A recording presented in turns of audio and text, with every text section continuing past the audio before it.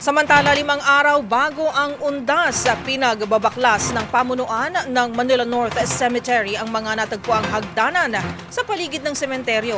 Ginagawa raw kasi itong shortcut hindi lang para makapasok, kundi magpasok din ng mga kontrabando. Pakinggan ang balita ni Boy Gonzales. Pinagbabaklas ng pamunuan ng Manila North Cemetery ang mga hagdanan sa likod at gilid na nabanggit na sementeryo.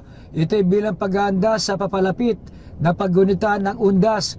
Ayon kay MNC Director Dandantan na ang mga hagdanan na ito ang ginawang shortcut ng mga natutungo sa sementeryo, lalo na sa mismong araw ng undas kung saan na ipapasok nila kadalasan ang mga ipinagbabawal na bagay. Ito rin na niya ang ginagawang daanan ng mga nagbabalak maglinis kahit na ipinagbabawal na at nagiging takbuhan din ito kapag nagsasagawa ng operasyon ng MPD at Manila LGU. Sinabi ni Director Dandantan, binaklas nila ang mga hagdanan upang hindi na mapakinabangan at tanging sarap na lamang daraan ang mga bibisita sa libingan.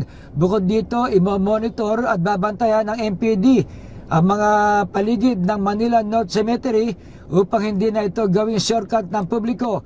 Ang mga nakatira naman sa loob ng sementeryo, partikular ang mga nasa gilid, ay inabisuhan na sumunod sa patakaran at makipag-ugnayan na rin upang hindi magkaproblema o maabala sa araw ng undas.